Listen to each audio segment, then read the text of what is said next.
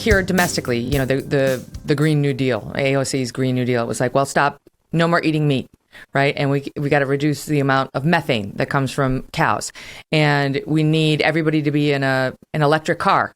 Meanwhile, we don't have the batteries for that, and we don't have the capacity to sort of make that happen on a countrywide basis. But it's really the fossil fuels. That's what's doing it. It's not me eating a hamburger. If everybody gave up meat, you tell me you're a vegetarian. I know because you don't like killing animals, but it's not about this.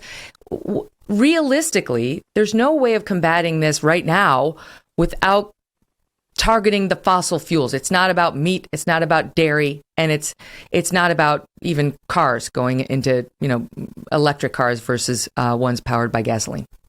Well, I suspect David and I would actually agree, and this is also what the data shows. This is not predominantly about what you and I and everybody else makes of personal choices. This is very much about how the world is set up.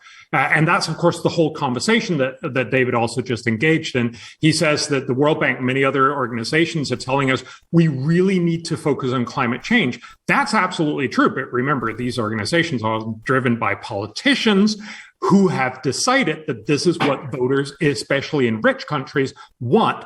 China, India are not doing this, and for good reason, because they want to focus on getting their populations out of poverty. And so in some sense, we're having this grand global conversation. Should we be spending most of our time and our focus on spending it on climate, and often pretty badly? Or should we be more concerned about these many other things that are also going to decide most of what will happen in the 21st century? And most poor people are very clear in saying this is much, much more about being able to lift my kids out of poverty, giving them an education, allowing them to survive and just not dying from easily curable infectious diseases and all these other things.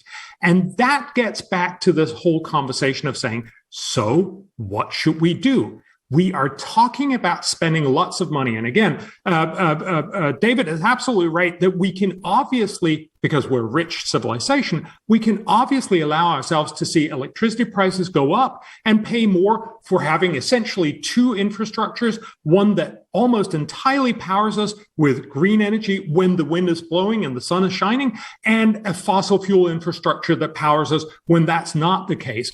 But that's not what most countries in the world can afford. And so we're left with this situation where maybe the European Union, the US, a few other well-meaning countries will do some of this. They won't go anywhere near to what they've actually promised. They will incur huge costs, and they will have most of their voters eventually say, no, don't want to do it.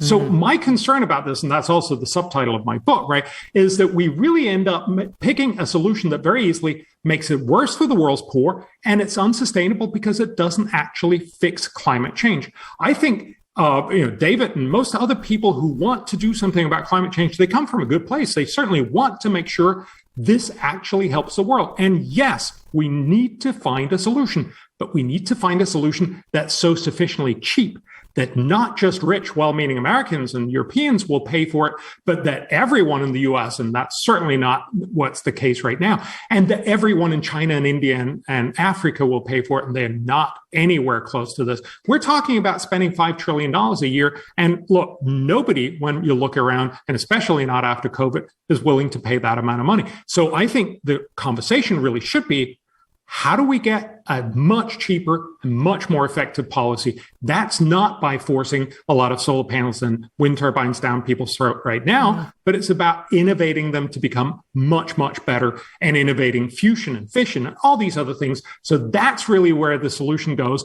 Get cheap green energy going and everybody will want to buy it, but that's not where we are right now.